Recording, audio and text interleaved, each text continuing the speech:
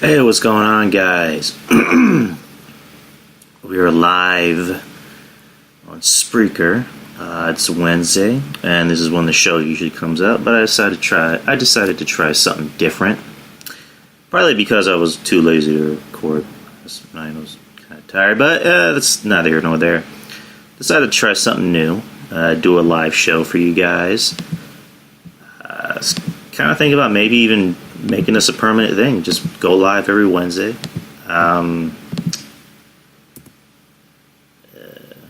on, I'm just messing around with a few things. Just go live every Wednesday. See how this works out. If it doesn't work, I can just go back. Actually, I could just go back to doing recording. So, anywho, what is up, everybody? How's everybody's day going? My day has been okay, I guess. Woke up early. Before I recorded, decided to put some coffee on the pot. Just not a huge coffee guy, to be honest. But I just decided, hey, what the heck? I'm just gonna make some coffee just to wake myself up. And decided to feed our many pets. Went outside to feed our dogs. And what I usually do is we take like one can of canned dog food, and then we take the dry food, mix it together. It was almost like kind of like a half and half, healthy thing. So as I was feeding him, as I was getting the canned food out, I ended up slicing my finger on like kind of the sharp metal edges inside. I don't even know how it happened, but I ended up slicing it, and it didn't hurt as badly at first. But I ended up looking at my fucking hand. Half of it was like crimson red, so I had to go wash it off and apply pressure to it to stop the bleeding. So that worked. Then I went to go check on the coffee. Coffee was done. I go get the creamer. The creamer had expired in fucking September. So I had bad creamer. That just sounds wrong. I had bad creamer that expired in September. So I pretty much wasted an entire thing of coffee. Hold on just a second.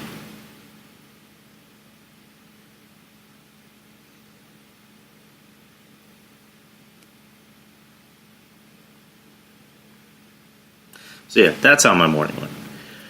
My finger's fine, if you guys are asking. But no coffee. No coffee for Drew. I'll more than likely have to just buy some more coffee and buy some new creamer, which that sucks. Anywho, let's get on with what's going on in the news. I guess we can talk about Raw and SmackDown. Again, didn't watch Raw. I just saw what happened. Just go over, I guess the big story coming out, or just a couple big stories. Kurt Angle chose his WrestleMania opponent for his retirement match, which was none other than Baron Corbin, which was met with not even really boos. It was more just like boos, and then they just slowly went away to silence. And from what I heard, there were fans in attendance at Chicago, because Raw was in Chicago, that said that the entire crowd just died after that announcement. And rightfully so. Because why Baron Corbin? And the reason why he said Baron Corbin in storyline is because I want to face the guy that's made my life hell when I was the commissioner or the general manager of Raw. Baron Corbin was the commissioner, or the constable, whatever the fuck you want to call it. Which is why here's one thing I don't get. When he became the constable, that's when he came out with a bald head and started dressing like an Applebee's waiter on Down syndrome. He's not in that role anymore, and yet he still dresses like that. I don't understand. I think Dave Meltzer said the reason why is because of the WWE doesn't like his look. I guess to hide his tummy, his tum-tum. I mean, if that's the case, why keep the dude around? He's brought nothing to the table. So I don't know. But yeah, it's going to be Kurt Angle's supposed opponent, which you go on Twitter that night, myself included, nobody was happy to hear that news. Not even Kurt Angle's wife. Jim Ross had posted something, I forget from who, but he put underwhelming. And then underwhelming or disappointing, and then Kurt Angle's wife replied, I agree. And supposedly even Kurt Angle wasn't happy about the decision. He wanted someone more high profile. And the WWE, for whatever reason, decided to go with Baron Corbin instead. Even with the negative fan reaction. Now it's coming out that supposedly they want to make a swerve. They want to change it because of the negative fan reaction, which has kind of been their MO as of late. With the Fabulous Moolah tournament, or what is it, the Fabulous Moolah Battle Royal at WrestleMania? Because of the negative fan reaction, they decided to change it to just the Women's Battle Royal. Pretty much it. We had been saying, I said that I think Kurt Angle's final opponent should be John Cena, which it makes sense because going back years ago in 2002, John Cena's first opponent on the main roster was against Kurt Angle. With the whole ruthless aggression deal going on at the time. So it would make sense for John Cena, to wrestle Kurt in his final match.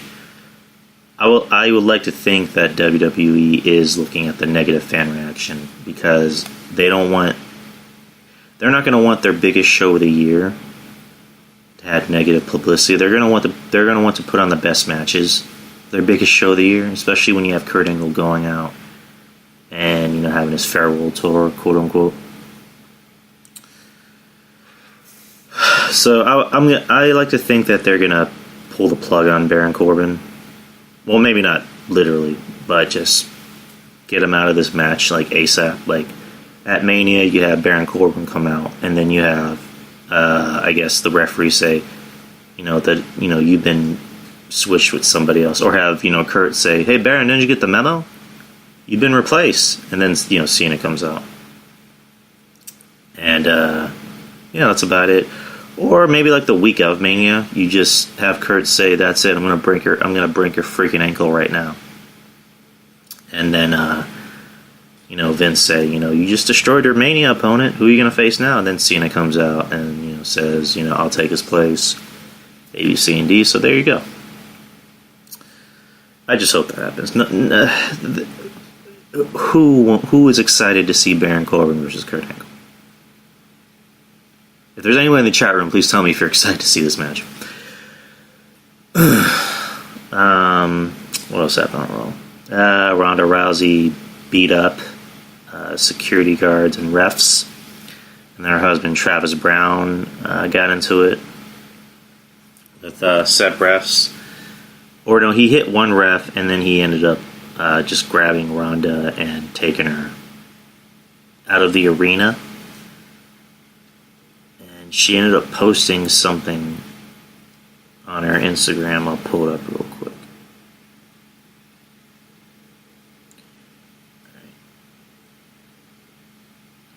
Alright, WWE can fire me whenever they want. I'll gladly go home and live happily ever after with the love of my life, Travis Brown. They can't control me with this job. WWE can assign as many security they want to follow me. They can't control me with hired goons. WWE can go ahead and find me however much they want. They can't control me with money. You're all lucky my husband, Travis Brown, was there to stop me when I was ready to get started. Or just getting started. Now that he's been banned from Raw, your luck has run out. For a recap of tonight, check the link in my bio. Okay. So that part I didn't see. Again, I work nights, so I'm not able to watch Raw, which is kind of a good thing because it's a little unbearable. I don't know. They're really going out of their way to make Ronda just this really badass kind of a cunt heel, and I like it because Ronda needs to be a heel. It was kind of confusing when there's that one backstage vignette where she's getting in but Becky's face and, talking shit and saying, I'm going to beat that related piss out of you. And then as soon as her music starts, she just goes out there and she all smiles. That was just very off-putting. And why the fuck is my mouse not moving? Okay. It makes sense for her to be a heel. She's better off as a heel. To my understanding, she's, a very nice person. When she was in UFC, she was kind of different. She was kind of a dick. She didn't show a lot of sportsmanship. She was very unprofessional, which is why she ended up getting her ass beat. Sasha Baron Corbin. Thanks, man. And I think, getting her ass beat is what kind of made her humble. So, I mean, yeah, that works. But in WWE, she's better off as a heel. She has more of the heel look. That's just... It works for her. It works better for her. You already have... Now you have two heels. You have two badass heels. You have Charlotte, who gets that heel heat, because nobody wants her in this match. And then you have Ronda, because no one wants her in the company. And of course you have Becky, who the people love. There's no denying that Becky is the most popular. She's the most popular, woman in the company, and possibly one of the most popular, wrestlers in the company, in the whole company, male or female. And it also helps that there's a story that she, just came out this week that there was actually a girl, and I'll pull this up.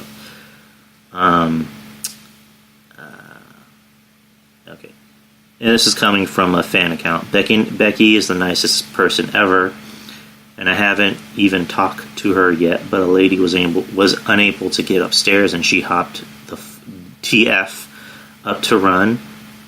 TF means the fuck up to run and hug her and sign her picture. I almost got to tell you guys, Becky is a really fucking good person. A girl had a seizure in line at the signing, started shaking uncontrollably, and couldn't make it up the stairs. Becky ran and held her as tight as she could for like 5 minutes until it completely stopped.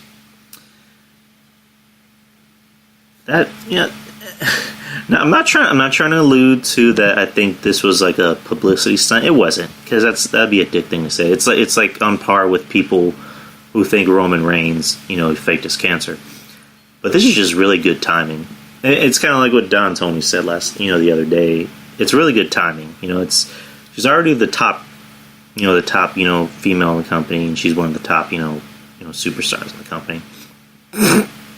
And to have this happen around WrestleMania time, it's really good timing. It's something that, just continues to make her look good, if not better, because, she has this gimmick of, I'm the man, I'm a badass, but, at the same time, this shows her true colors, that she's, deep down a very caring and, loving and just a good-hearted person, which, we've heard that a very long time from Becky, that she's someone in the back who's very liked by the other wrestlers. She has a good personality. She's very nice. She's very hardworking, doesn't complain. And this just shows the type of person she is. And I commend her for that. Good job, Becky. You are truly the man. I'm not saying that to be sarcastic or to be a dick. She is truly the man for that. Batista had a promo that I didn't really watch. I heard it was kind of very monotone, which is different for Batista. So I'm going to play it. We can do this. We can do this. Get 4 lines of unlimited data For $100 a month. Those are trunks. I wish they wouldn't play these ads. All right. Smile. You're on Crickus. Welcome, Dave. Thank you for joining us. And I'd like to cut right to the chase. Why are you so angry with Triple H?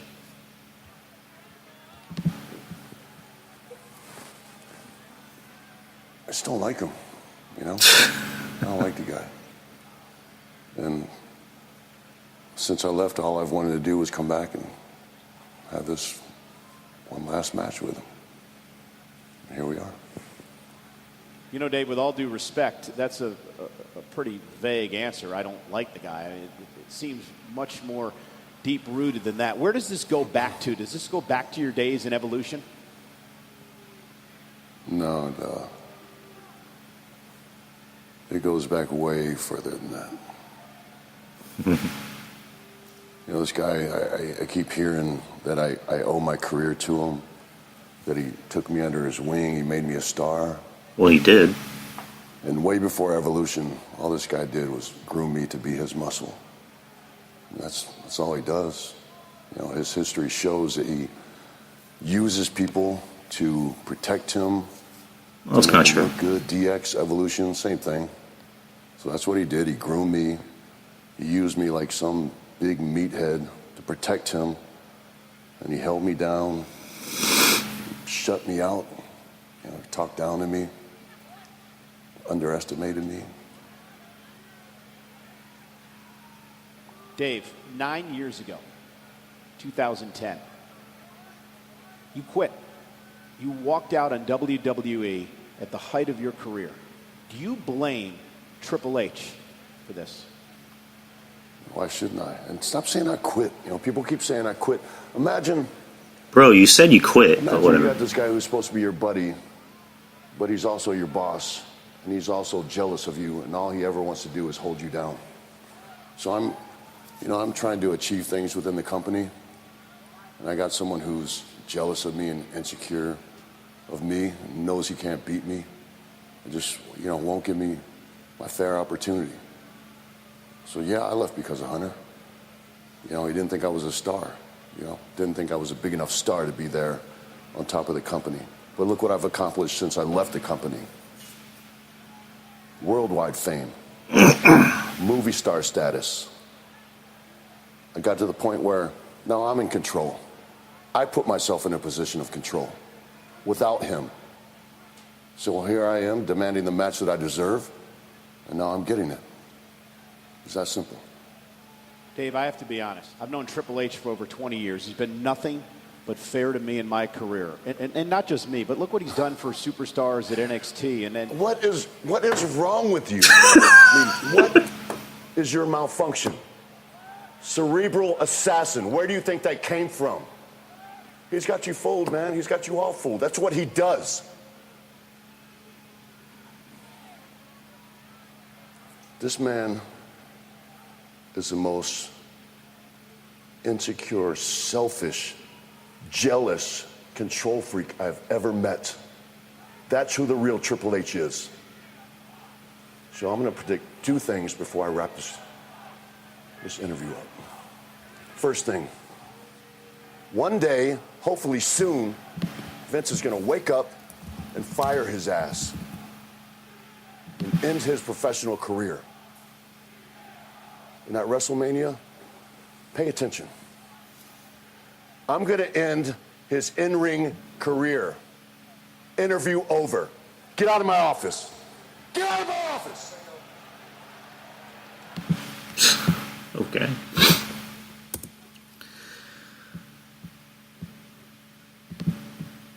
All right, so first thing about that promo, I'm pretty sure Batista has money. Why is he sitting in that chair, and what's with those curtains? I mean, the promo wasn't terrible. I mean, because coming off, last week,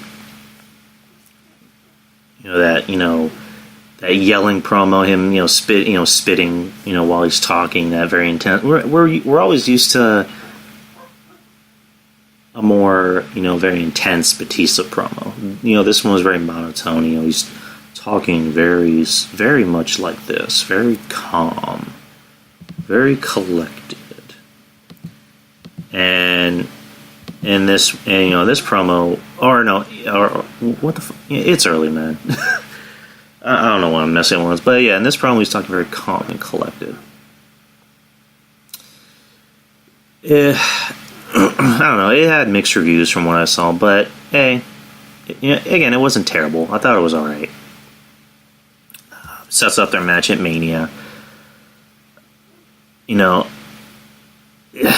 It's pretty obvious. I think Triple H is going to win. They've already had Batista win 3 times. He beat him at Mania, he beat him at Backlash after that, and then they had a Hell in a Cell and he beat him there.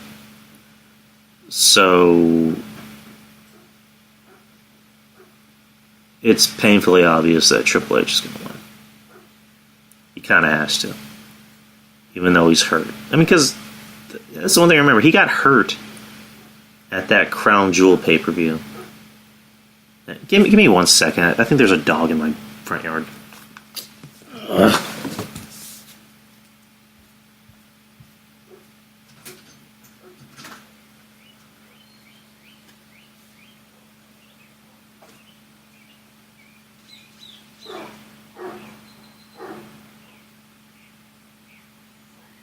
Why?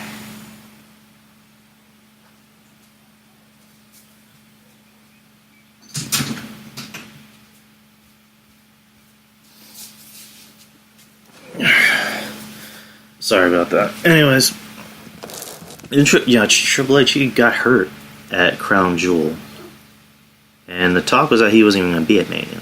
But I guess, I'm assuming he's not 100%, which is why they made the no holds barred to kind of, I guess, hide him. It will hide his injury or whatever it is. How did he get hurt, by the way? But I mean, yeah, I guess, with no holds barred, you don't really have to do a lot of wrestling. All you have to do is just, hit someone with a weapon or just beat the shit out of people with something or throw them into something. Doesn't really require a lot of wrestling, which, makes sense. Which is what I was kind of hoping for before they made the news, that they would just make this a no holds barred or Extreme Rules or I Quit match or something. Which I'll segue into, SmackDown. The Miz with Shane McMahon. The Miz at the beginning of SmackDown delivered probably the best promo I've heard the Miz cut in a while. It was a very good promo. We'll turn it on right now. Cricket covers over 99% of America. Powerful stuff. Moving on. Do you see that? Looks like bad coverage. Who's next? I've got cricket. I'm good. Smile. You're on cricket. For 10 plus years, I've been laser focused on one road, and that is the road to WrestleMania. But at what cost? Throughout my career, I've taken advantage of people, taken shortcuts, taken undeserving opportunities. Besides my wife and daughter, I have sacrificed every single relationship I've had in this business. That's what this means to me.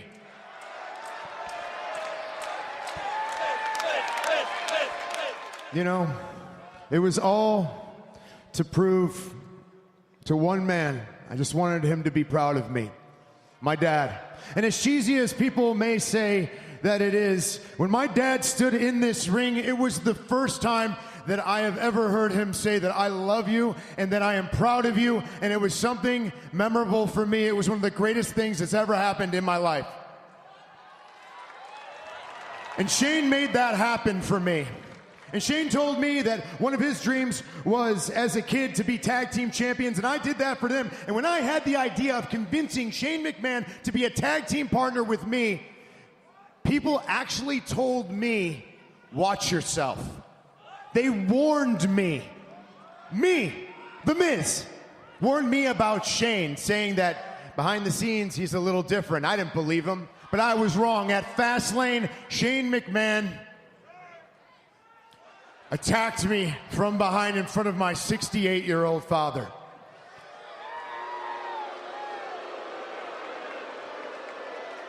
My dad watched as Shane decimated me. What kind of human being would do that? And then he proceeded to put his hands on my father.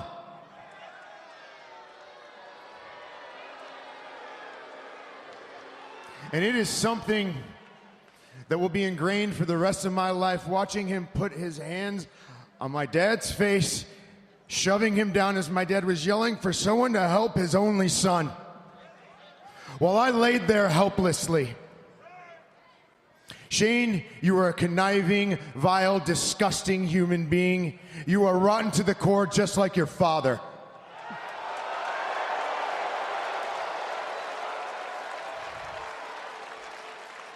You weren't born best in the world. You're a McMahon. You were born the worst.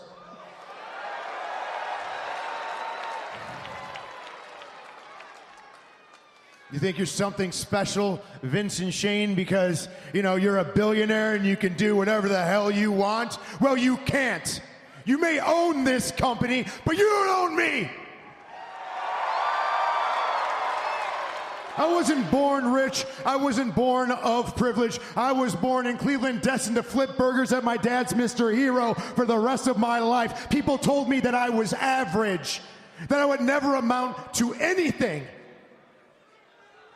But I didn't make that a self-fulfilling prophecy, no. I went out on my own, followed my dreams, and proved everyone wrong. I found my way, and I became a champion. I became the most must-see WWE superstar of all time.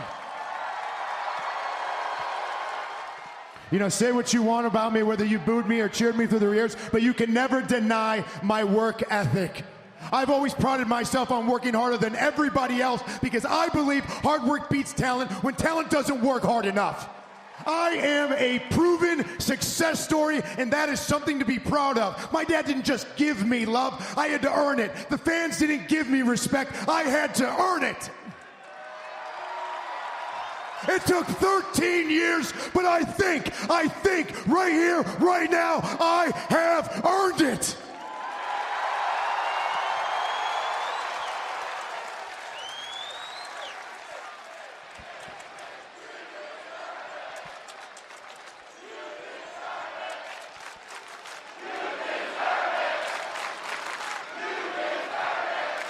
You're damn right I do.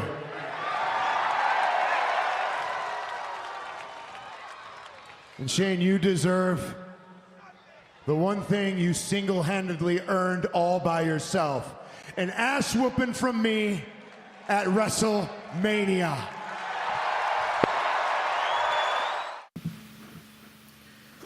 I'm doing fine, Nora. I'm doing fine, Nora. Thank you for asking. Alright, that was a good promo. Hard work pays off when, or is it? I forgot what he just said. I just listened to it. Hard work pays off when other talent aren't working as hard enough. I like that promo. It was the most passion, the most fire that I've seen from The Miz in a long time. And The Miz is always a good promo. The Miz always has a good promo. In any feud. Going back to the promo that he had with Daniel Bryan on Talking Smack, where he basically, and this is before Daniel Bryan, was cleared to wrestle again. When he, calls him out and says that, you're a coward and ABC and D. We all remember that feud. Everybody was talking about that feud. Or, him wrestling against John Cena. Or his feud with John Cena at Mania where he had Maurice on, and Maurice has that feud, or has that promo against Nikki Bella. Miz has always been a good promo. This is maybe his best work so far. It's very passionate. It's very heated. He's now just being a face. He's been a face before, but that was more like a very forced face turn. This face turn has been very organic because I think now The Miz is at a point in his career where, everyone loves him. The fans love him.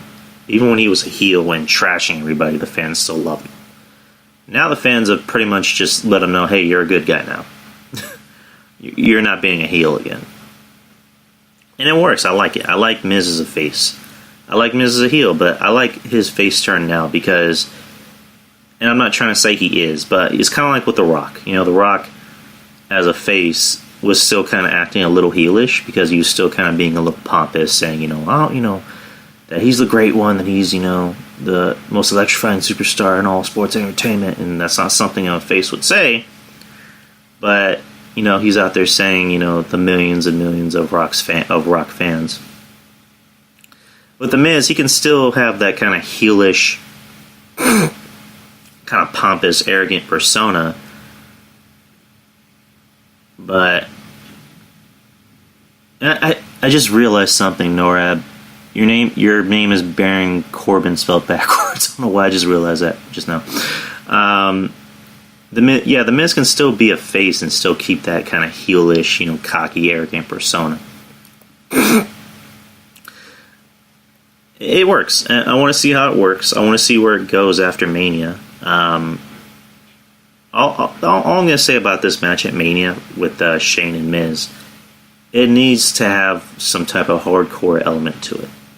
It probably won't happen because they already have Triple H versus Batista in a street fight, or not a street fight, but like a no holds barred, same fucking thing. But have Miz and Shane in a street fight. Or just have for the next pay-per-view. I don't know. What's the next pay-per-view after Mania? Let me look it up real quick. WWE pay-per-view.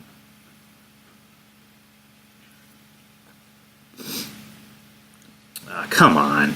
Alright. Money in the Bank is May 19th. Okay, never mind. That can't happen. Actually, it's Money in the Bank, man. It's WrestleMania is April 7th. Money in the Bank is May 19th. That's what I saw. I'm not trying to say you're wrong. That's just what I saw. But at Mania, they need to make this match like a street fight or something. Like I pitched the idea of a New York street fight. Have Miz go out there just in jeans and just have his wrist tape, and he's ready to go out there and beat the shit out of Miz. I mean, out of Shane. You touch my dad. You put your hands on my father. I'm interested if they're going to involve Marie somehow, which I'm pretty sure they won't. They move, yeah. It's weird, man. I'm pretty sure they won't involve Maurice because she's pregnant. I don't know. Maybe have Miz. I mean, if this was the Attitude Era, I'm pretty sure they would. I mean, can you imagine if this was the Attitude Era, Miz would just like put his hands on Maurice's face and just have Miz go out there and beat the shit out of Shane? Like, that would be awesome. No pun intended. But they won't. I'm kind of looking forward to this match, and at the same time I'm not. It makes sense. This feud makes sense. We kind of had a feeling it was going to happen. We all assumed it was going to be Miz, but it being Shane, which I'm happy about. Let's see a Miz face turn for once, and the crowd loves Miz. The crowd was actually giving him a big pop, and then he had to throw in a Kofi Kingston reference during his promo, which there's a lot of Kofi Kingston shout outs during the whole show, which we'll get in. We'll talk about Kofi in a bit. What else happened? The Iconics pinned the women's tag team champions. So I'm assuming it's going to be the Iconics versus the Boston Hug Connection at Mania. I have the Mania card up so far. No, that match hasn't been announced. It'll probably be announced next week. Yeah, the Iconics are just not very good. I mean, Peyton Royce, I think, is the only one that's passable in the ring. Billie Kay is just bad. She is just BAD bad. She's not very good. Their promo abilities aren't very good. It's kind of cringeworthy. Coming out and seeing them do their shtick, mocking the opponents. There's one thing I don't get about the Iconics is that they come out and they talk shit to the people in the ring, and then when they get called out to have a match in the ring, they act surprised about it. I mean, in this case, they were already going to have a match. But yeah, you know what I mean. They're not going to win the tag titles, that's for sure. I think Bayley and Sasha are going to hold on to those titles until maybe like SummerSlam, and then they're going to finally put them in a feud. Or, I wouldn't be surprised if they held on to them all year, and then that's when they start up, this feud between Sasha and Bayley for like next year's WrestleMania. Just a thought. What else happened on SmackDown? AJ had a promo in the backstage again. It looked like he was in the same area he's been in with these backstage promos. He talks about Randy Orton, their match at Mania, and then he puts over Kofi Kingston again. So there's that. Kevin Owens with the Kevin Owens Show comes out, and he has Charlotte and Becky as his guests. And then a fight ensues, and Becky ends up getting the upper hand. And yeah, no Ronda, which it would have been interesting to see Ronda on the show, but she's on SmackDown. So, what else happened on the show? I kind of tuned out for a little bit. I just got on my Xbox One, started playing games, and then I got back into like maybe the last match,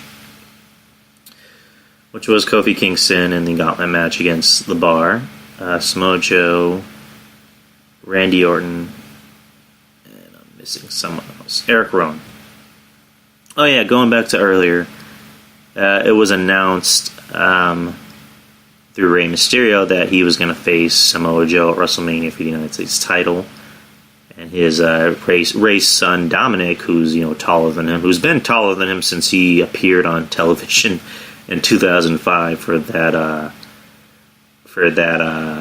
Rey Mysterio Eddie Guerrero feud, where Rey is supposedly still Eddie's son, which, no disrespect to Eddie, but it's just like, it'd be funny if someone tried to bring that up again, if Andrade tried to bring that up again. I mean, I was really hoping to see Andrade versus Rey at Mania to kind of culminate their feud, but it is what it is. But yeah, I missed the first part of the Gauntlet. Obviously, Kofi pinned Cesaro and Sheamus. And then, what's his name? Eric Rowan came out, and Eric Rowan got himself disqualified. He ended up whacking Kofi with a chair. Samoa Joe comes out. I forgot what happened. Kofi ends up pinning Samoa Joe. Samoa Joe ends up going up to Kofi and choking him out. Randy comes out and gets the upper hand. He kind of throws in an inside joke, like he's beating the shit out of Kofi in front of the fans, and you can hear Kofi chanting, he's not your guy, and then he looks at Kofi and says, "Stupid," which is a callback from 2009, where Kofi was, getting over. He was in a feud with Randy, and he was getting over, and there was that whole schmoz on Raw where I don't even know what happened. To this day, I don't even think anyone knows what happened. I don't even know what happened, but I think Kofi blew a spot, and Randy RKO's him and starts yelling, "Stupid, stupid." And after that, Kofi's push, went away instantaneously. So Kofi ended up getting the pin on Randy. I think Randy was going for a RKO, and Kofi pinned him. The schoolboy, 1, 2, 3. And the crowd was, genuinely happy to see Kofi win. And then Vince McMahon comes out and says, you're going to WrestleMania after you beat this one opponent. Okay, Norb says it. Kofi was supposed to take the punt, but he stood up instead. He took the RKO. Okay. So that's why Randy was mad? That's weird. Thanks, Norb. So yeah, Daniel Bryan came out, and I think the show went over like 2 or 3 minutes, which is surprising for SmackDown. Daniel Bryan goes for his running knee kick, pins Kofi, and Kofi is screwed. He's no longer going to Mania, which that'll change like next week. I was actually talking about this with Tyler and B-Show Brian, shout out to those guys, where I'm just like, I already know Kofi's going to Mania to face Daniel. There's no denying it. But it's going to happen next week or like the week of. They're going to announce it like the week of or like the week before. And I forget who said it. I think it was Tyler who said, they're probably going to pull like a Occupy SmackDown deal that they're doing with Daniel Bryan. I just kind of pointed out that I think it's funny that they're giving Daniel Bryan's ankle from 5 years ago to Kofi Kingston.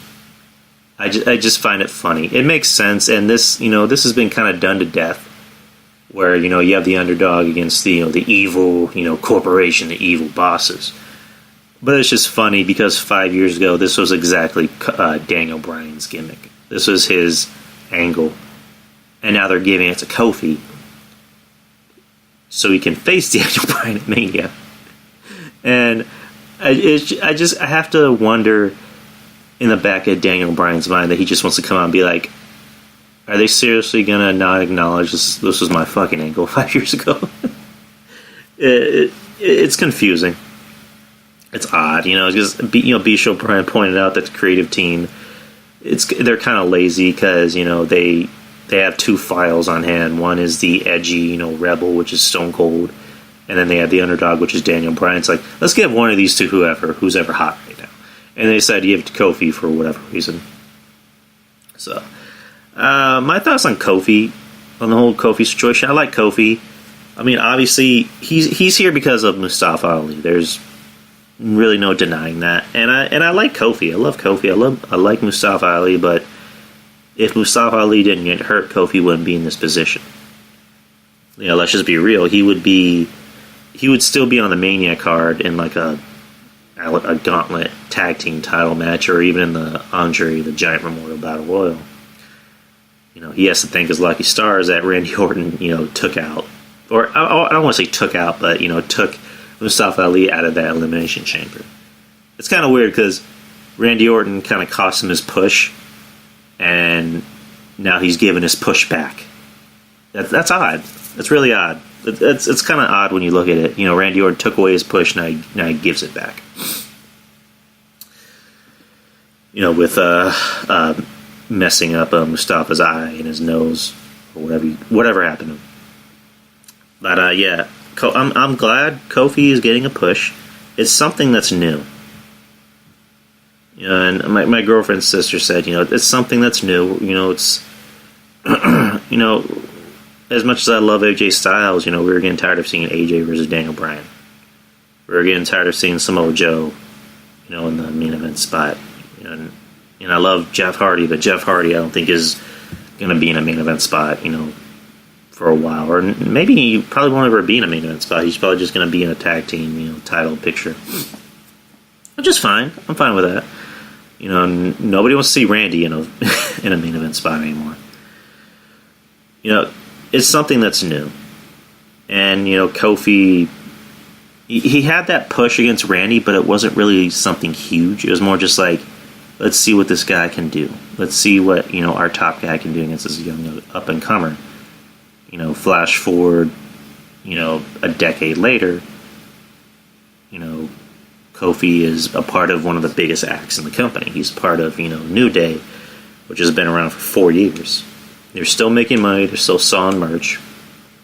Popular with the kiddos. I like them. Vince kind of pointed out in a promo, when you go to the Hall of Fame, you're just going to go in as part of New Day, which it makes sense because, Kofi got over being in the New Day. I mean, yeah, he had that small push, but him and Big E and Xavier Woods, they all became stars being in the New Day. And that makes sense, and I'm okay with it. It's kind of like with DX. You weren't going to put an X-Pac in the Hall of Fame as the 1-2-3 Kid or 6-Pac. You're going to put him in as X-Pac with D-Generation X. Same thing with the New Age Outlaws. Billy Gunn wasn't going to go in as the Smoking Gun. He was going to go in as badass Billy Gunn with the New Age Outlaws and D-Generation X.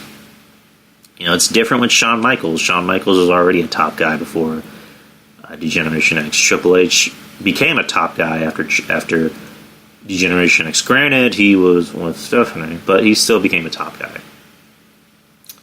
The New Day are going into the Hall of Fame as an act. They're not going to go in separately. I mean, you look at Kofi's achievements, Intercontinental Champion, Tag Champion, U.S. Champion. He has a very impressive resume. And, they seem like they're Hall of Fame worthy, but at the same time, they're not.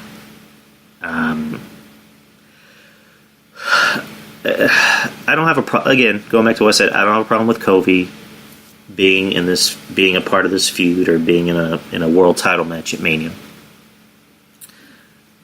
Is he going to win? I would think he's going to win. The writing's on the wall that he's going to win. He probably won't have the title for long. Personally, I would like to see him hold it for the summer. Partly because, as far as wrestling goes, the summer is kind of a downtime for wrestling fans and also for podcasting. Mainly for wrestling fans because people have got better shit to do than watch wrestling. No, not me, of course. I watch it all the time, but I would say have them keep it during the summer. Hold on, guys. There's another dog. Hold on.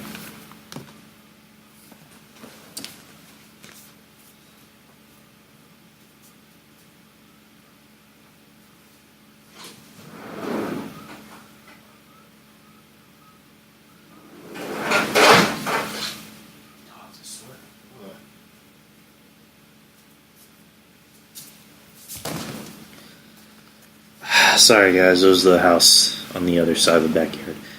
I would say, if Kofi's going to win it, which I think he will, just have him keep it during the summer, since summer is usually a downtime for wrestling. I mean, they had it with Jinder. They had him keep it during, over the summer. They gave Carmella her title reign during the summer, which is something we least like to forget. And I'm not trying to compare Kofi to Carmella or Jinder. I would think out of all the three Kofis, I would like to see Kofi more as a champion than see those guys ever with a title ever again in their career. But I would say, keep it on him during the summer, have him drop it to whomever at SummerSlam. It makes sense. I'm fine with it. I'm all for it. Yeah. I mean, it's kind of like with Chris Benoit. Chris Benoit won the title at Mania, and then he held on to it till SummerSlam and lost it to Randy. If you remember Benoit's title reign, I think he only main evented one pay-per-view, and that was Backlash, because that was in Calgary, I believe. And then after that, his matches are always like the middle of the card because they were obsessed with Triple H versus Shawn Michaels Part 6. It's like, we've seen this already. We don't care anymore. But they're Hell in the Cell. We don't care. And then they just had him drop it to Randy. I think they were the main event of SummerSlam, if I'm not mistaken. Which I'm pretty sure they'll do it with Kofi. They'll just keep it on him. They won't have a main event anything. They'll just have him be like maybe the third to last match of the pay-per-view and have the Universal title main event and just have the women's championship be like the second to last and have the it did, no pun intended, and just have Kofi's match be like maybe the fifth or like the fourth or fifth match in the night. Which, there's no shame in that, but that's probably what they're gonna do. The WWE title so far has been kind of like the third title in the company, because it's right now currently it's the women's championship, because that's going to main event Mania. There's no doubt about it. Yeah, the Universal Championship, which that's kind of been a joke title, because either you've had two guys that have had to drop it because one was hurt, one had leukemia, and then you had Kevin Owens, who I think was maybe the better one to hold it during that time, and then he ends up dropping it to Goldberg in 5 seconds, and then Goldberg had to drop it to Lesnar, and Lesnar held on to it for like a year and a half, and now Lesnar has it back. So, and now you have the WWE title, which it's good to see it on Daniel Bryan, but ever since Daniel Bryan kind of won that title, I don't really think he's done anything since it. I mean, he had the match with Brock at Survivor Series, which we all agree that's maybe one of Brock's better matches. Not as good as his match with Angle at Mania, but one of his better matches, and that's one of Daniel's better matches. Ever since then, he hasn't really done much. I mean, he ended his feud with AJ. He had the Elimination Chamber match, and then Kofi happened. So Kofi's the top guy on SmackDown. Daniel's kind of second tier, which that's I'm not saying it's a bad thing. It makes sense. It's a business. Daniel is clearly one of the biggest stars in the company. His heel run is, I like it. I love it because, you can tell it's actually him, but he's more meaner. But, Kofi is clearly the most over guy on SmackDown at the moment. So, as far as the Universal title goes, I hope Seth wins it. I don't think he will. It's kind of like with last year when we all assumed Brock was going to drop it to Roman and head to UFC, but he ends up beating Roman until he drops it to him in SummerSlam, and we all know what happened 2 months later. So yeah, that's SmackDown. We already know Kofi's going to go to WrestleMania. They're probably going to announce it next week, or maybe the week of. So, as far as WrestleMania goes, so far there's 10 matches announced. Let's see. Brock Lesnar versus Seth, we already know that. Triple threat match for the women's title, we already know that. Buddy Murphy versus Tony Nese. Tony Nese won a 205 Live tournament to face Buddy for the Cruiserweight title. That's more than likely going to be the pre-show match, or one of the pre-show matches. Triple H versus Batista, know that. Baron Corbin versus Kurt Angle, that I'm assuming that's going to get changed. Shane McMahon versus Miz, yeah, we already know that. AJ Styles versus Orton. Andre the Giant Memorial Battle Royal, that's going to be a pre-show match. That's for damn sure. Smojo versus Ray. That's going to be on the main show. And Asuka versus her wins a Fatal 4-Way match to face her at Mania for the women's title on the March 26th episode of SmackDown, which is next week. Sonya Deville, Mandy Rose, Carmella, and Naomi. I'm assuming it's Mandy Rose. Nobody wants to see Carmella versus Asuka again. I like Naomi, but no. Sonya Deville, no. It has to be Mandy Rose. Which that'll probably be on the pre-show, unfortunately.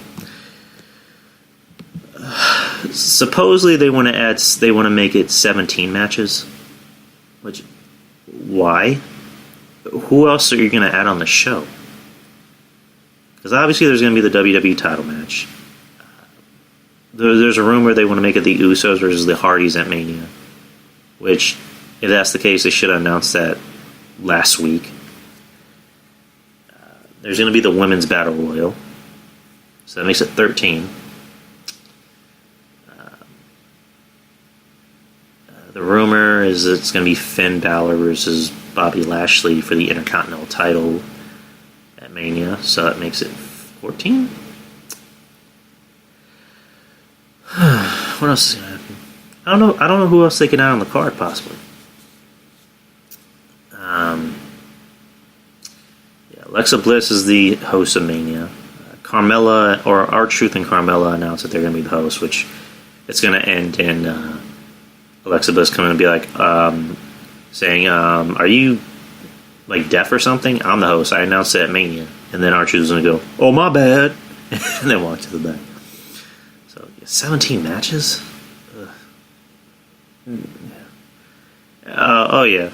Tag team title match at Mania for the Raw tag titles. I forgot about that. So that's 15.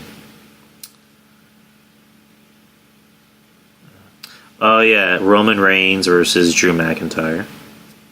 They announced that on Raw. Well, not officially, but Drew McIntyre has said, you may have beaten leukemia, but you weren't better at WrestleMania. You won't beat me. Oh my, like Joey Numbers had. Oh my God, he had probably the best line of the night, saying that Drew McIntyre can't even draw a he out of a guy that beat cancer. Oh man, Joey's crazy. I love Joey. I want to get him on the show, like bad. I don't know. I've been trying to. I'm not trying to trash. I don't want people to think I'm trashing Joey. I think I've sent him 2 messages letting him know when I record, and I don't think it's his fault. I think I just sent it to him on like off days, but I need to get Joey on the show. So yeah, Drew McIntyre versus Roman. Roman's gonna win. There's no doubt about it. So that leaves like maybe one more match. I don't know what that match could be. Oh yeah, and then Colin Jost and Michael Shea are going to be like correspondents of Mania, and they're getting involved with Braun Strowman somehow. So that's going to be a match. So that's your 17 matches at Mania, folks. Yay. Ugh. See, that's done the wrestling corner. Have one right here, wrestling news source. Cody Rhodes files trademarks for former WCW pay-per-view events. Cody Rhodes has filed, in a move that will no doubt raise some eyebrows in WWE, Cody Rhodes has filed for some WCW trademarks which were closely associated with his father. Cody has filed for the Prince of Wrestling for goods and services.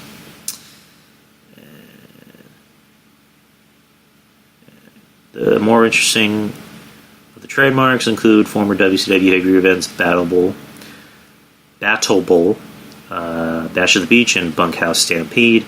Bash of the Beach is probably the most memorable of the three, having held events from 94 to 2000.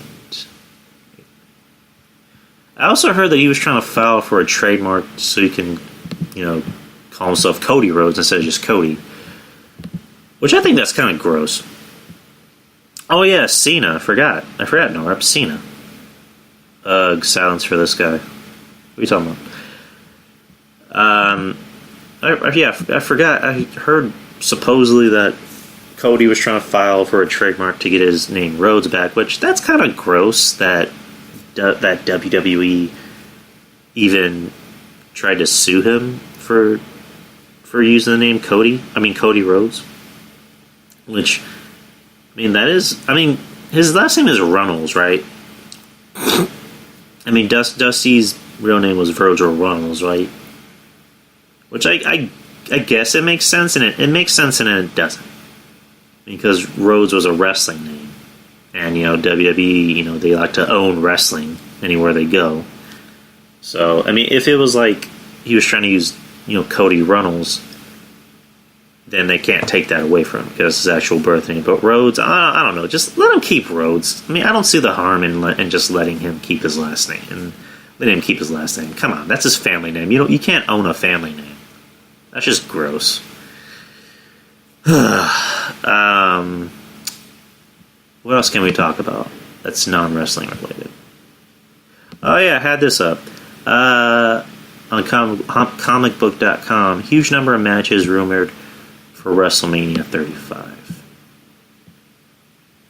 And it's not letting me pull the freaking page down.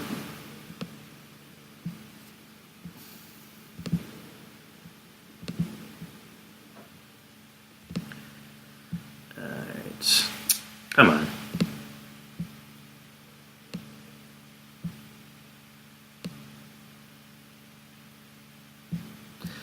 See, it didn't really tell me anything. It just told me everything I pretty much just said.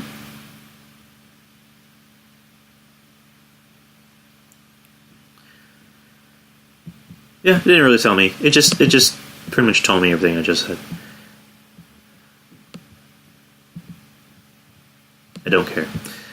I guess we can talk about the merger, the Fox and Disney merger that happened. It closed yesterday, but officially early this morning at 12, it was made official. After months of negotiation and regulatory procedures, the highly anticipated merger between Walt Disney and 20th Century Fox is officially closed. Nearly a year and $72 billion later, Disney now owns 20th Century Fox Film Corporation, Television Group, and Blue Sky Studios, amongst other assets. Along with films and television studios, Disney and its subsidiary Marvel Studios have now regained the live-action rights to characters under the X-Men and Fantastic Four umbrellas. Certainly welcome news to fans of the MCU, Marvel Cinematic Universe. The acquisition comes at a time when the House of Mouse is going all in with their own streaming service, Disney Plus, set to compete with the likes of, the platform has a reported 18 movies and 16 television shows.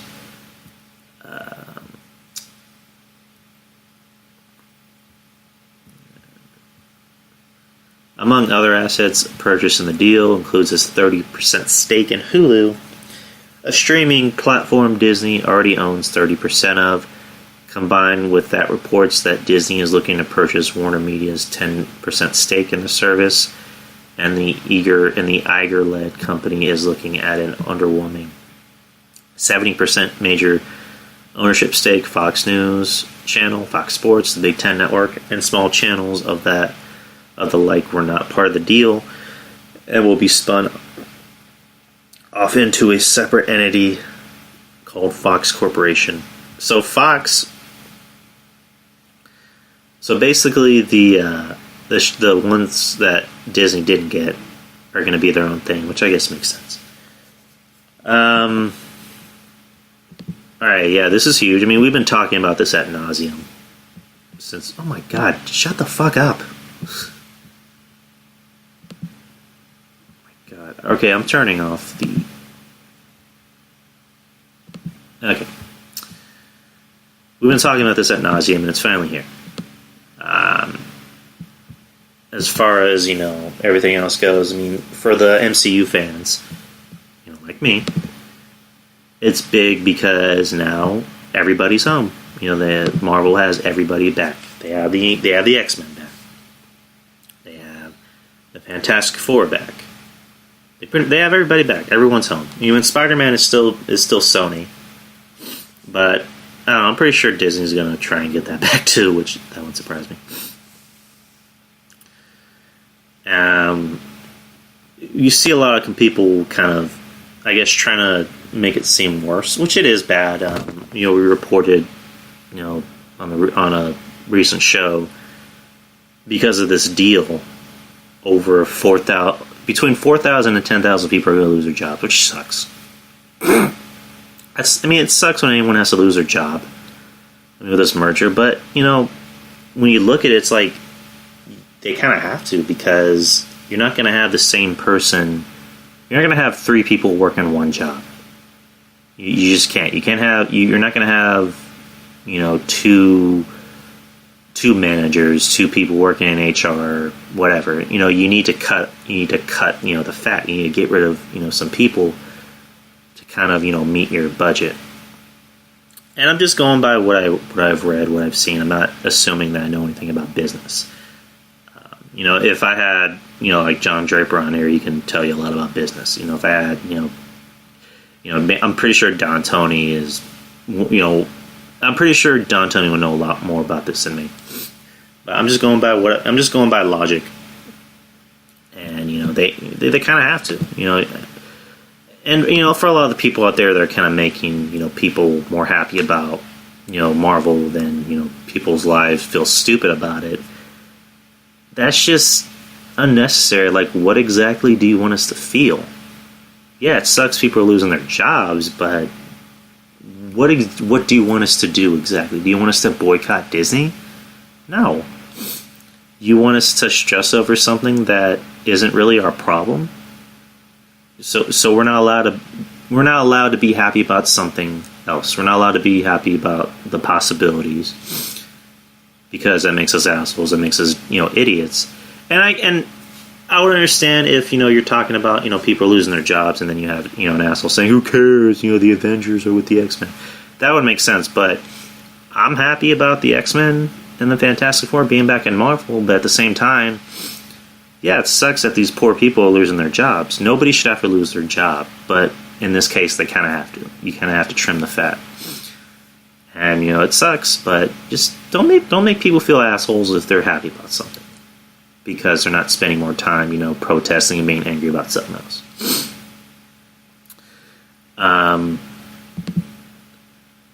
It's kind of, as far as like the the Marvel thing goes. Deadpool reportedly I can't talk today. Deadpool reportedly the only X-Men franchise to stick after the purchase.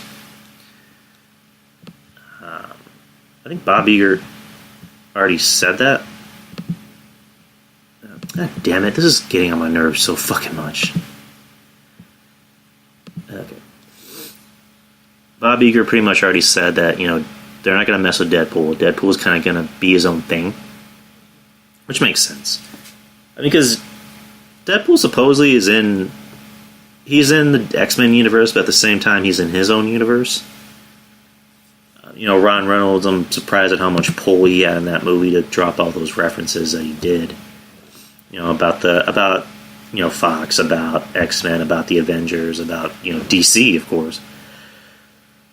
But it surprises me, he's how much pull he's had, and with this new deal, he's pretty much he posted a picture on Twitter where he's on a bus wearing Mickey Mouse ears. But Deadpool's gonna be his own thing. Just keep it rated R. Let it, because we've talked about it before. Disney has done rated R movies, just not under the Disney umbrella. Because Doubt was a Disney movie, right? It was under I remember Doubt was a part of Disney, and they pushed. And it was a rated R movie. The movie Doubt.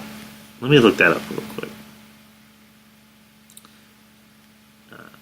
And we talked about this a long time ago, but hold on.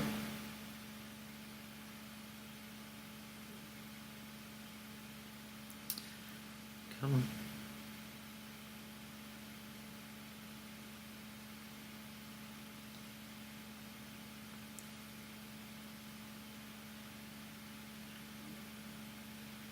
Miramax. Yeah, Miramax was acquired by Walt Disney. So there you go. It's possible that they will put out. I mean, they have put out rated R movies, but just not under their umbrella.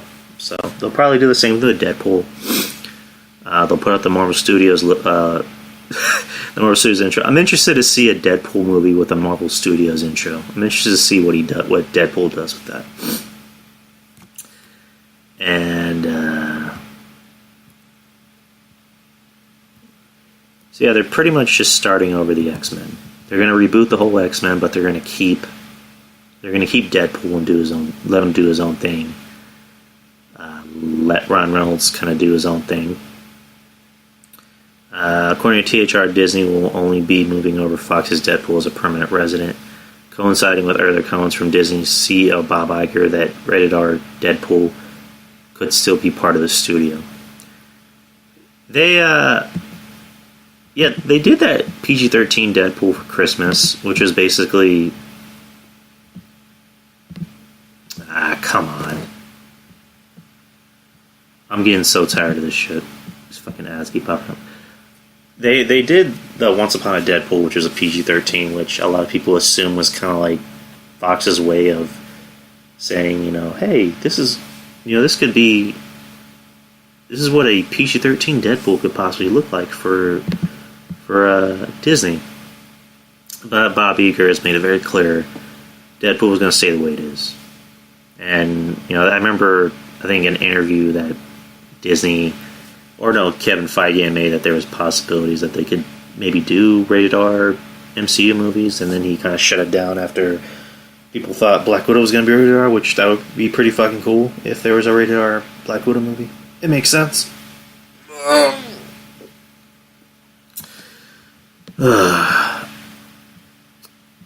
So yeah, there's that, and also the news from last week, March 15th. This is March 15th, so this is like over the weekend. But Guardians of the Galaxy director James Gunn is back in Marvel. Let's see this. Yeah, last week he was hired back by Disney Studios after being released in July. Yeah, it was July. Since his firing in July, Gunn has remained quiet on Twitter, but that changed after the news broke. And he went on Instagram and said, "I'm tremendously grateful to every person out there who has supported me over the past few months. I'm always learning and will continue to work at being the best human being I can be. I deeply appreciate Disney's decision, and I am excited to continue making films that investigate the ties of love and that bind us all. I have been and continue to be incredibly humbled by your love and support. From the bottom of my heart, thank you. Love to you all." And then it was revealed that because he's still going to make the Suicide Squad sequel. He's actually going to make that first, which supposedly starts at the end of the year. and then he's gonna start work on Guardians of the Galaxy 3, which he actually wrote. He wrote the whole script. He chose all the music. Which I was watching this thing with Kevin Feige on Rotten Tomatoes YouTube channel, where he had talked about Guardians, and he talked about how Guardians, that he didn't know that he wasn't really sure how the movie was going to turn out because he always wanted to do something with space. And then when James Gunn came in and chose the music, he realized, oh, he's going to tell the story through music. That's genius. That makes sense. So I'm glad that James is back. I understand why they had to fire him, but they shouldn't have fired him. A lot of people aren't happy about it. James Woods kind of took to Twitter, and James Woods kind of been very anti-Marvel lately. He had comments about Captain Marvel saying, that watch Alita, choose a movie that doesn't hate half of its audience, which that's stupid. He's an idiot for saying that. And then he retweets, James Gunn getting hired, saying, so is Roseanne getting her own show back. So I don't know, but I'm happy that Gunn is back. Supposedly the talk is that Disney wasn't even really looking for a director, that they fired him with the intention of bringing him back because they wanted the heat to die down, which it did, because I don't really think a lot of people even remember what happened. And if anyone doesn't remember what happened, someone dug up some tweets from like 10 years ago of him making some very dumb jokes. They weren't even funny, but they didn't offend me. I don't really get offended too much by a lot of what people say, but he just made some really dumb jokes. James Gunn comes from kind of like an era of he's a punk rocker, loves comic books, loves horror movies. He has that horror movie background. So as usual, he's going to have that very kind of messed up sense of humor. And as I remember reading these jokes, they're not even really funny. I don't get them. They don't offend me, but I don't understand the point of the jokes. And I think that was kind of the point of it, was that they weren't supposed to be funny. I just thought it was very coincidental that, because James Gunn is very anti-Republican, he's very anti-against Trump. I don't know what I'm saying anti and against, because that's the same word, but he's very anti-Trump. And I think that's why someone decided to dig up these tweets, because he was making anti-Trump comments. So, and then they got fired and went over to Warner Brothers to do Suicide Squad, which supposedly is going to be a complete reboot. It's not going to be a sequel. Will Smith's not coming back to be Deadshot.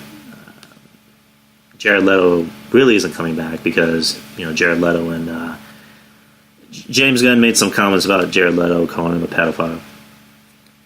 So he ain't coming back. They haven't said if Margot Robbie's going to come back, or even really the original squad. I forget his name. Rick Flag ain't coming back. And it's just going to be an entirely new Suicide Squad. They haven't really said who I forgot who he said he wants to put him in. I think he wants to put in King Shark, and who else does he want to put in? Sorry about that, guys. James Gunn, Suicide Squad.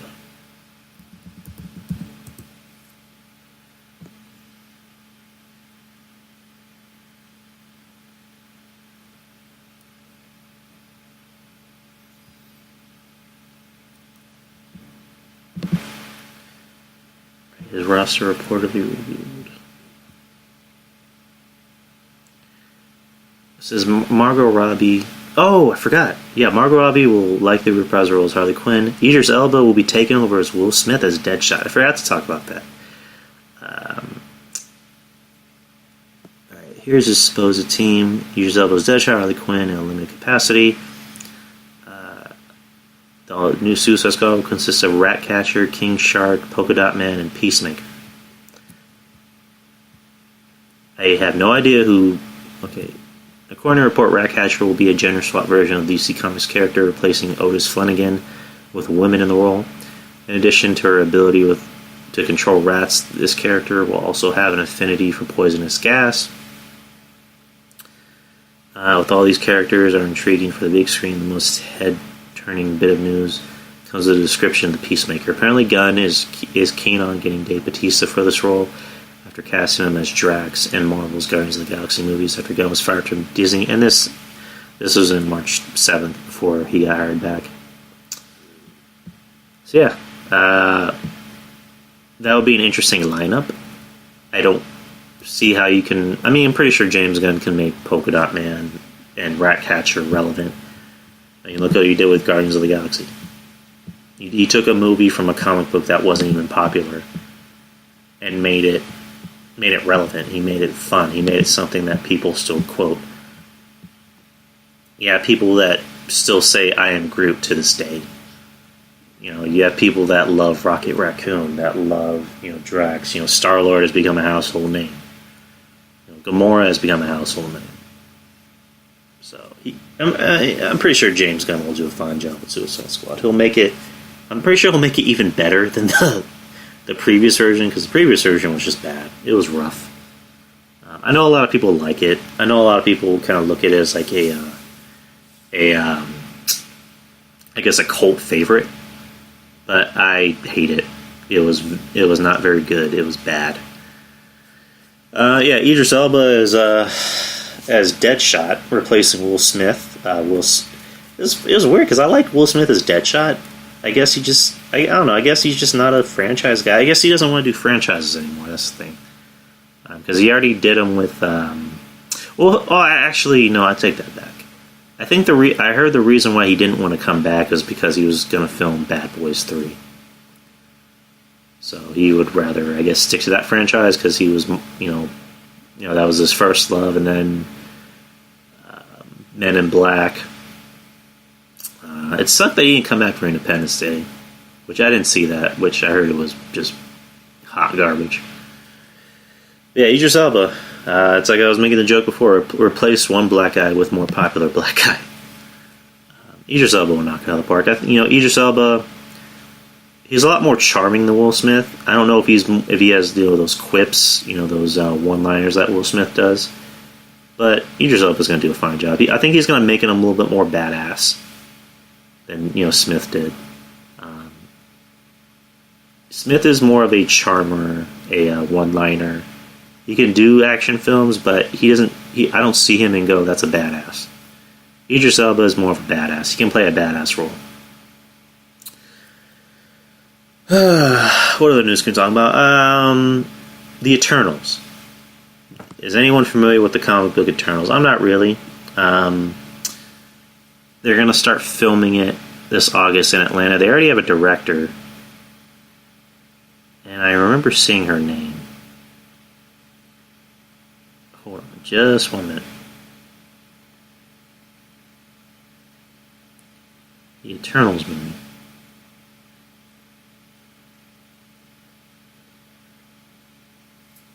Okay.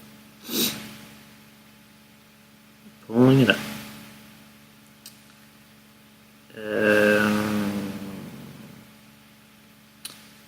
Chloe Zhao would be the director of The Eternals. I'm not sure what her second feature film, The Writer, was critically acclaimed. I'm not sure what The Writer is. And Songs My Brother Taught Me, so she's has more of an independent background, which that's not a terrible idea. Filming will begin in 2019 in August in Atlanta. Matthew and Ryan Firpo are hired to write the script for the project. Basically, the Eternals, if I'm not mistaken, are basically just before Marvel. Like, the original instigators of this process, the Alien Celestials, intended the Eternals to be the defenders of Earth. So it's basically pre-Marvel, pre-Captain Marvel, pre-Captain America, even pre-Thanos, really, because I heard Thanos is going to have a part in this film. It's like a younger Thanos. I don't know if Josh Brolin's going to come back. Interesting if he did. But supposedly the casting call for this has been Luke Evans, Millie Bobby Brown from Stranger Things, Alexander Skarsgård, and Sofia Boutella, who was in The Mummy, that really terrible Mummy remake.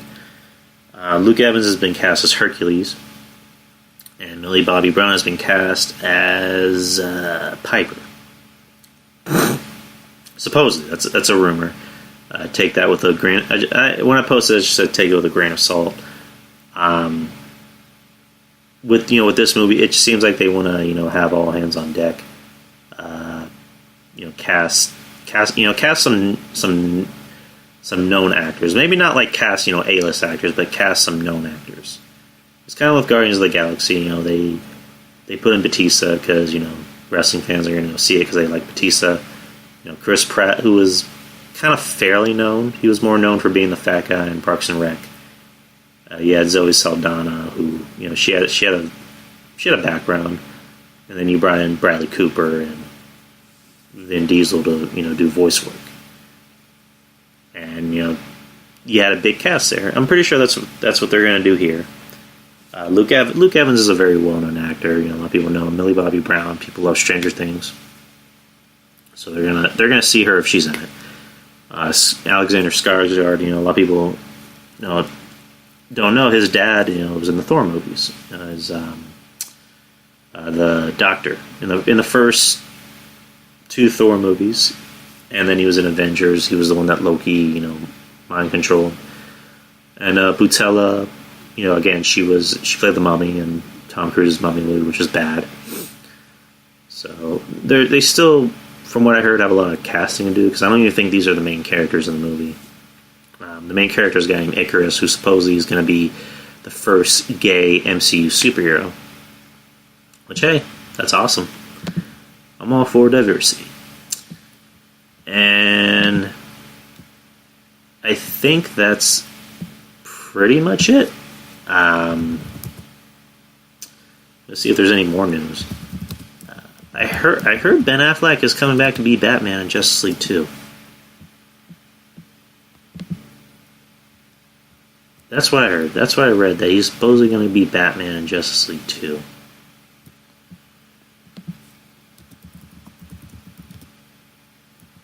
I'm spelling wrong. Alright, comic book news. We're just going to close it out with this. Ben Affleck back for Justice League 2. And for whatever reason, it's not letting me scroll the page down. It's being reported that Ben Affleck will be back for Justice League 2, which is surprising news as it was thought he was done with the role. The info is... I don't care. The info is buried in an article posted by Variety 10 days ago about Ben Affleck's evolution in movies from Dazed and Confused to the new Netflix flick Triple Frontier, that was actually pretty good. While describing Ben Affleck in BVS, reported Daniel Neeson notes in the article, Affleck will portray the Dark Knight once again in the announced Justice League sequel. Worth a mention is that I believe Ben Affleck never officially stated he was leaving the role of Batman, just that he wasn't doing the Batman movie, which is being directed by Matt Reeves and may feature a younger actor playing the young Ben Affleck Bruce Wayne.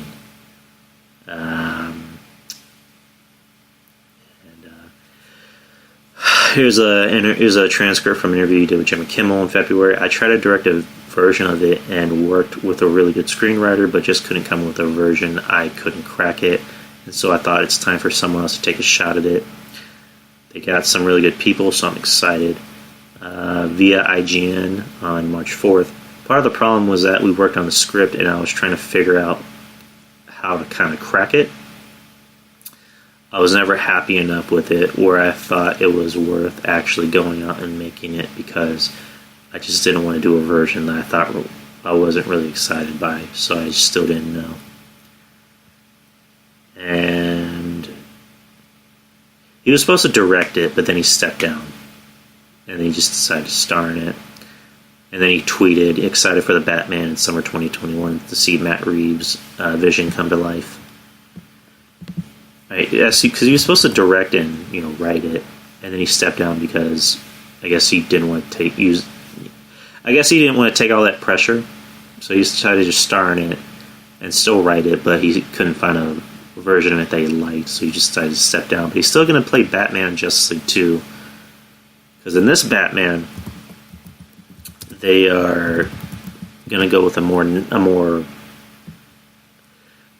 In Matt Reeves' Batman, it's going to be set in the 90s, supposedly. In Matt Reeves' Batman, because they want to do a younger one, which I'm assuming it's going to be Batman Year One, if that's the case. I mean, you kind of have to go with that. On IGN.com, a new report suggests that Batman, which once starred Ben Affleck, will be set in the 90s, and Penguin will be one of the main protagonists in the film. The Batman will also show us a younger version of the Dark Knight, as well as Commissioner Gordon and Bruce Wayne's trusty butler and friend Alfred. The report further describes how director and writer Matt Reeves has adjusted the script a bit to add a bit more action. Although the focus of the film will still be on Batman's detective skills and solving a mystery. They have yet to cast a Batman. A report suggests an ideal candidate will be a name actor between 25 and 33 years old, will most likely not go from an unknown actor. Batman was scheduled to be released in theaters on June 25th, 2021, so that's the day before me and my girlfriend's anniversary. And will purportedly begin filming around November. Yeah, so that's it. Honestly, I really think they should just keep Batman on the shelf for a bit, and give a lot of the other DC guys, their time in the sun. I was reading a report that with test audiences, Batman and Superman scored really low scores because we've seen those characters 8 billion times. We've seen Superman on screen, whether it's in a movie or a TV show, since pretty much the dawn of time. And it just seems like every 3 years we get a Batman movie, which I love Batman. I'm hyped to see it. When it comes out, I'm going to see it. But, with DC, it's just the whole thing about DC, it's always been about Batman and Superman. Now you got Wonder Woman into the fold, and that movie did very well because it had a good script, it had a good star, and a good director. Now a lot of the other lesser-known DC characters are getting their time in the sun. They're doing well because now you have people being introduced to these new characters that they never got to see before. You got Aquaman, who did well. You got a Flash movie that supposedly is going to come out, according to Ezra Miller. You got other characters like, you have a Blue Beetle movie, which they're supposedly going to make. A Booster Gold movie that they're supposedly going to make. You have this Gotham City Sirens who's going to introduce, a cavalcade of new characters, and I think a lot of people are more introduced to them because of the CW DC shows. A lot of people, people love The Flash. And Arrow's going to end pretty soon. You have Supergirl, which it's not my favorite person. I think it's one of probably the weaker of the shows. And not because she's a woman, but because the show's just not very good. You have new shows like Black Lightning, which I feel terrible for hyping the show up because I haven't watched the second season yet. I've only watched one episode, but I need to watch it. I'm catching up with Flash and Arrow. I think DC needs to focus more on their lesser known characters and to kind of give them their time in the sun. I'm hyped to see a Flash movie if it does happen. If it happens, I'm going to watch it because I love the Flash. But a Batman movie coming out in 2021, 2 years. They have yet to announce who they're going to cast in it. I'm pretty sure we'll find out in the summer, since it's supposedly going to film in November. Okay, that is pretty much it. That's the whole show. That's the news that I'm giving out. As far as live shows goes, I don't know. I might even do this, start making this a permanent thing where I'll just do live shows on Wednesdays. Since the show comes out Wednesdays, I'll just make it live shows every Wednesday. I don't know. We'll see how I'm feeling next week. But shout outs. Time to do some plugs. Wrestling Soup every Thursday at 8:30 Central Time, 9:30 Eastern on Mixlr. Go to their Patreon just for $5. You can get exclusive content like Gold Botting with John Draper. Shout out to John Draper. He's not feeling too well. Get better soon, man.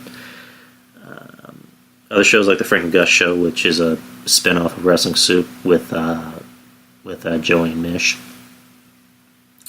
Yeah, for just $5, you get original content. You also get episodes from Wrestling Soup's past, including the very first episode of Wrestling Soup.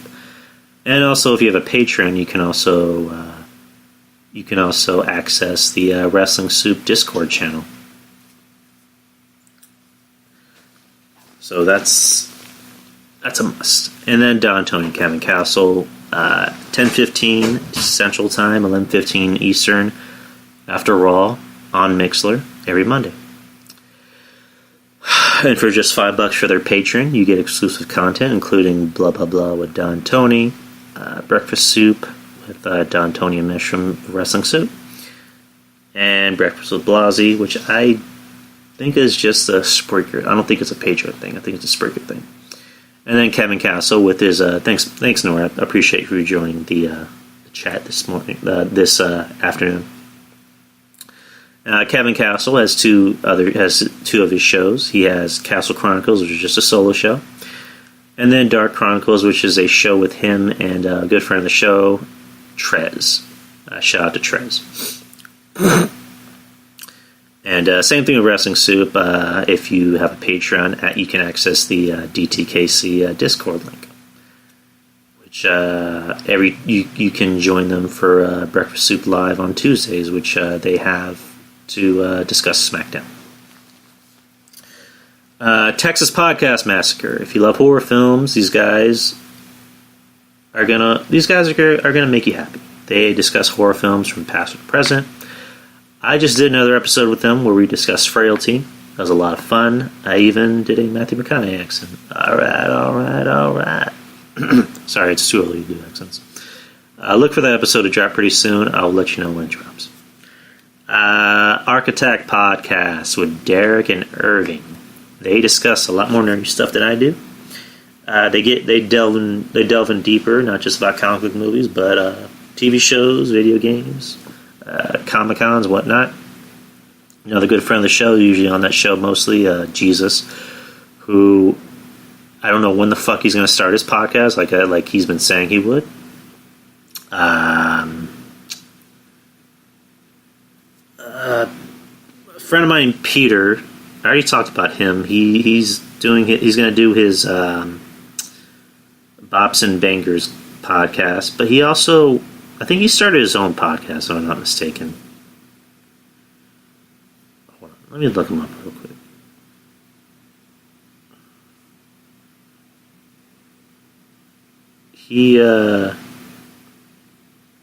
I think he started his own podcast. Like, different than...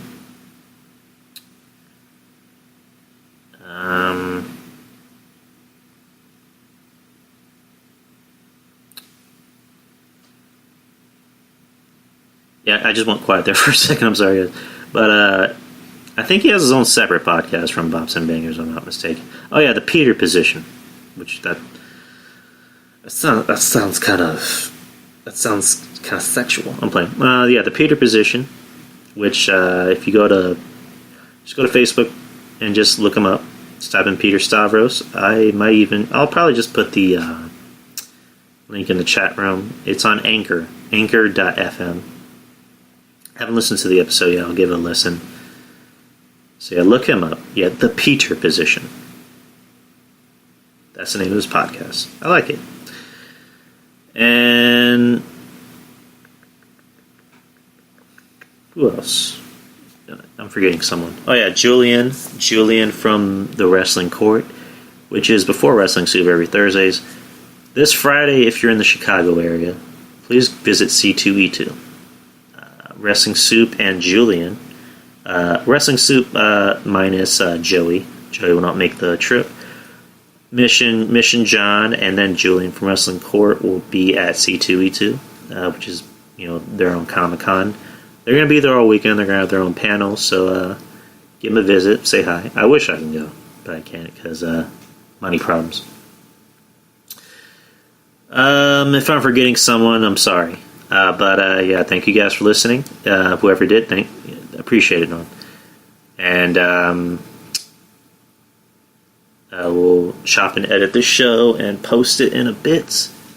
And I don't know. Maybe I'll just start doing live shows from now on every Wednesday. Yeah, thanks guys. Take care and goodbye.